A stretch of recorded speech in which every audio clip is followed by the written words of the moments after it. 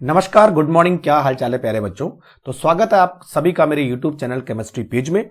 इस YouTube channel पर हम लोग एक क्रैश कोर्स नीट JEE 2021 के नाम से चला रहे हैं, जिसमें केमिस्ट्री सब्जेक्ट की पूरी तैयारी कराई जाती है, वो भी एकदम फ्री। इस क्रैश कोर्स में आपको क्या चीजें मिलने वाली है, तो फुल चैप्टर रिवीजन हम करवाते हैं, online test chapter wise, online test combined, previous year paper solution NEET और JEE दोनों, प्रैक्टिस के लिए प्रैक्टिस सीट दी जाती है और कुछ अगर डाउट होते हैं तो वो मेरे टेलीग्राम ग्रुप पर सॉल्व किए जाते हैं। अब इस क्रैश कोर्स को आपको कैसे ज्वाइन करना है, तो आपकी स्क्रीन के सामने और इस वीडियो के डिस्क्रिप्शन में कई सारे लिंक है। टेलीग्राम चैनल का लिंक है, टेलीग्राम ग्रुप का लिंक है और मेरी मेल आईडी है, तो इनके माध्यम से आप मुझे कांटेक्ट कर सकते हैं। तो आज हमारे पास होने वाला है JEE main previous year paper solution. Chapter होगा chemical bonding and molecular structure और 2020 के सारे क्वेश्चन का हम एनालिसिस करेंगे। तो शुरू करें। क्वेश्चन नंबर 1 एंड 2 आपकी स्क्रीन के सामने। तो क्वेश्चन नंबर 1 ये बोलता है the dipole moment of CCl4, CHCl3 and CH4 are in the order of. देखिए बच्चों, CCl4 एंड CH4 का डायपोल मोमेंट 0 होता है, hence they are non polar. Clear. लेकिन जो CHCl3 है वो अनसिमेट्रिकल है, इसीलिए इसका डायपोल मोमेंट 0 नहीं होता है। तो अगर बच्चों सारे ऑप्शन को देखा जाए तो D will be the correct answer. D. देखिए, CH4 और CCl4 have equal dipole moment, जबकि CHCl3 का डायपोल मोमेंट दोनों से ज्यादा होगा, कुछ ना कुछ डायपोल मोमेंट होगा। दूसरा question, the compound that has highest HMH bond angle. Bond angle highest किस में है, तो बच्चों जिसमें लोन पेयर कम होते हैं या लोन पेयर नहीं होते हैं उसका बॉन्ड एंगल सबसे ज्यादा होता है। तो आंसर यहां पर आ जाएगा CH4 109.5 डिग्री। और अगर NH3 की बात की जाए तो 107, H2O की बात की जाए तो 104, H2S की बात की जाए तो 104 से थोड़ा सा कम होगा।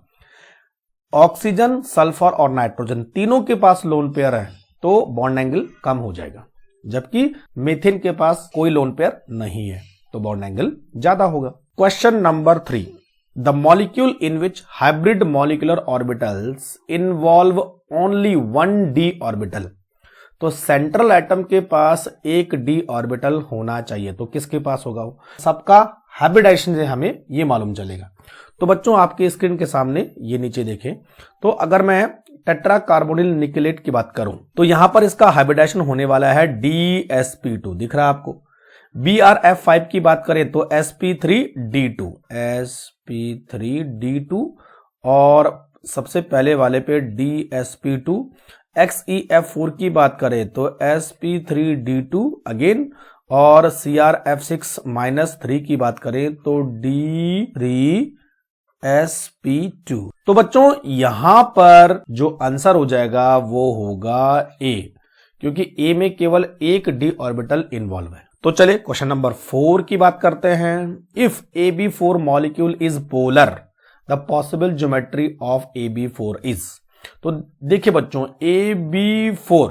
AB4 को पोलर होने के लिए इसके पास लोन पेयर होना जरूरी है। तो चलो AB4 की पॉसिबल ज्योमेट्री की बात कर लेते हैं। तो बच्चों अगर AB4 में 4 बॉन्ड पेयर हैं और 0 लोन पेयर है, 4 बॉन्ड पेयर 0 बॉन्ड पेयर, तो हाइब्रिडाइजेशन sp3 होगा। 4 bond pair 1 lone pair, again sp3d, और 4 bond pair and 2 lone pair sp3d2। तो बॉन्ड पेयर ही बॉन्ड पेयर काउंट करने हैं क्योंकि ज्योमेट्री की बात कर रहा है, ठीक है। तो बच्चों अगर 4 बॉन्ड पेयर 2 लोन पेयर आते हैं ना, तो ये 2 लोन पेयर अपोजिट डायरेक्शन में होने से मॉलिक्यूल को नॉन पोलर बनाते हैं, और अगर 4 के 4 बॉन्ड पेयर हो तो भी मॉलिक्यूल नॉन पोलर होगा। तो बी वाले में एक लोन पेयर आने से मॉलिक्यूल पोलर बन जाएगा, इसीलिए इसकी ज्योमेट्री का नाम होने वाला है स्क्वायर पिरामिडल। क्लियर। तो आंसर हो जाएगा ए। क्वेश्चन नंबर 5 की बात करें हम तो XeF5 माइनस और XeO3F2 का शेप या स्ट्रक्चर क्या होगा। देखो बच्चों, तो सबसे पहले बात करते हैं XeO3F2, ये एक एफ इधर और एक एफ इधर, एक एफ इधर एक एफ इधर। तो बच्चों ये जो ज्योमेट्री आपको या शेप आपको देखने को मिलता है, ये मिलता है trigonal bipyramidal, trigonal bi pyramidal. इसका मतलब ए और डी में से आंसर होने वाला है। क्लियर। अब XEF5 की अगर हम बात करें तो इसकी जब आप ज्योमेट्री बनाओगे तो 5, 1 2 3 4 और 5 बॉन्ड इस तरह से फ्लोरीन के साथ जुड़ के पेंटागन बनाते हैं इस तरह से, और ये सारे बॉन्ड एक ही प्लेन में होते हैं, और बाकी इसके पास 2 लोन पेयर होते हैं, तो एक लोन पेयर इधर और एक लोन पेयर इधर, एक लोन पेयर इधर, एक लोन पेयर इधर, यानी पेंटागोनल प्लैनर। ठीक है, तो बच्चों आंसर हो जाएगा A will be the correct answer. तो XEF5 माइनस पेंटागोनल प्लैनर होगा और XeO3F2 ट्राइगोनल बाइपिरामिडल होगा। चलो question number 6, the molecular geometry of SF6 is octahedral, what is the geometry of SF? तो इंक्लूडिंग लोन पेयर भी count करने हैं। तो बच्चों जो SF4 है अगर उसको आप बनाओगे तो ऐसे बनेगा, देखो 1F 2F 3F और 4F, तो 1 2 3 4 और एक लोन पेयर यहां पर होता है। तो ये जो तीनों है ना ये ट्रायंगल बनाते हैं इस तरह से, ठीक, और ये पिरामिड बनाता है। अगर मैं इसके ज्योमेट्री की बात करूं तो ज्योमेट्री में आप लोन पेयर और बॉन्ड पेयर दोनों काउंट करोगे तो ये हो जाएगा बच्चों ट्राइगोनल बाइपिरामिडल, तो यानी B will be the correct answer. लेकिन अगर मैं इसकी शेप की बात करूं तो ये केवल सीशो शेप होगा, क्योंकि शेप में हम केवल बॉन्ड पेयर की बात करते हैं।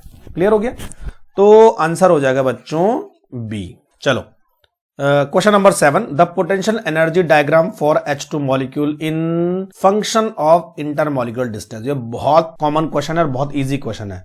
तो मैंने आपको पोटेंशियल एनर्जी डायग्राम बता रखा, कैसा बनता है, ऐसा बनता है ना। तो ये किसके साथ मैच हो रहा है, बी वाले ऑप्शन के साथ मैच हो रहा है। ठीक है, तो B will be the correct answer.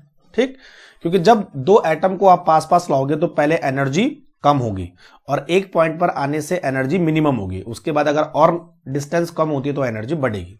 तो बी वाला डायग्राम एकदम परफेक्ट है। Question number 8, the structure of PCl5 in solid state. इसको तो डायरेक्टली आपको सीखना है, तो ये आंसर हो जाएगा बच्चों हमारे पास ए। तो जो PCl5 है वो PCl4 प्लस में एग्जिस्ट करता है एंड PCl6 माइनस में एग्जिस्ट करता है। PCl4 है वो टेट्राहेड्रल हो जाएगा और जो PCl6 है वो ऑक्टाहेड्रल हो जाएगा। तो A will be the correct answer. Question number 9, NO plus NO2 plus NO minus. तो यहां पर मिनिमम बॉन्ड स्ट्रेंथ पूछी है, बॉन्ड स्ट्रेंथ। तो जो बच्चों हमारे पास बॉन्ड स्ट्रेंथ है वो बॉन्ड ऑर्डर के डायरेक्टली प्रोपोर्शनल होती है, यानी बॉन्ड ऑर्डर बढ़ेगा तो बॉन्ड स्ट्रॉन्ग होगा, क्योंकि बॉन्ड ऑर्डर का मतलब होता है कि number of bond between 2 atom. ठीक, आप सबके बॉन्ड ऑर्डर देखते हैं हम, तो जो NO प्लस है उसका बॉन्ड ऑर्डर होता है 3, NO का बॉन्ड ऑर्डर होता है 2.5, NO2 प्लस का बॉन्ड ऑर्डर होता है 2.5 और NO का बॉन्ड ऑर्डर होता है 2। तो देखो जिसका बॉन्ड ऑर्डर कम, इसका मतलब उसके बीच में बॉन्ड वीक है। अगर बॉन्ड ऑर्डर बढ़ेगा तो बॉन्ड भी स्ट्रांग होगा। तो बच्चों आंसर आना चाहिए इसमें D. Question number 10, if the magnetic moment of dioxygen is 1.73 bm तो इट मे बी। तो देखो 1.73 bm किसका मैग्नेटिक मोमेंट होगा, जिसके पास एक अनपेयर इलेक्ट्रॉन होगा, है ना। आपने जो है कॉम्प्लेक्स कंपाउंड में पढ़ा होगा कि मैग्नेटिक मोमेंट जो है अनपेयर इलेक्ट्रॉन से कोरिलेट होता है। तो एक है इसका मतलब 1 पॉइंट समथिंग उसका मैग्नेटिक मोमेंट होने वाला है। तो अब बच्चों आपको क्या करना है, ऐसा ऑक्सीजन का मॉलिक्यूल पता करना है जिस पर एक अनपेयर इलेक्ट्रॉन होता है, और हम सब लोग जानते हैं जो O2 होता है उसमें 2 अनपेयर इलेक्ट्रॉन होते हैं। तो इसका मतलब देखो B, C और D में तो पॉसिबल है नहीं, क्योंकि सब में O2 है। तो आंसर हो जाएगा बच्चों ए। ठीक, अब देखिए मैं आपको बताता हूं, जो O2 माइनस होता है उसमें एक अनपेयर इलेक्ट्रॉन होता है और O2 प्लस में भी एक अनपेयर इलेक्ट्रॉन होता है। तो जब आप इसका मॉलिक्यूलर डायग्राम बनाओगे तो आपको पता चल जाएगा कि अनपेयर इलेक्ट्रॉन किस तरह से इसमें आ रहा है। तो इसलिए आंसर हो जाएगा बच्चों A. Last question, the bond order and the magnetic characteristic of Cn-।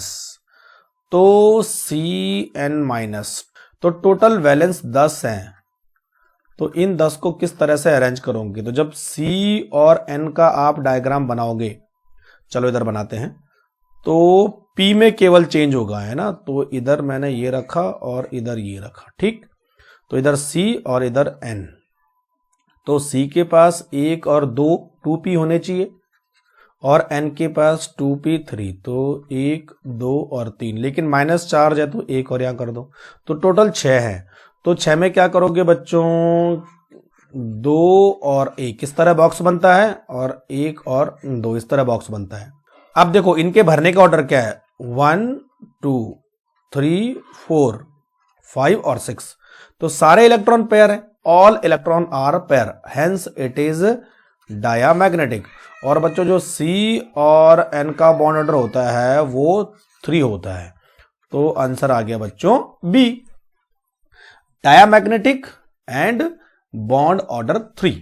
तो चलिए बच्चों, ये था हमारे पास JEE मेन 2020 के सारे क्वेश्चन का एनालिसिस। अगर आपको 2005 से लेकर 2019 तक का एनालिसिस चाहिए तो ऊपर आई बटन फ्लैश हो रहा है, वहां पर क्लिक करके आप सारे क्वेश्चन का एनालिसिस प्राप्त कर सकते हो।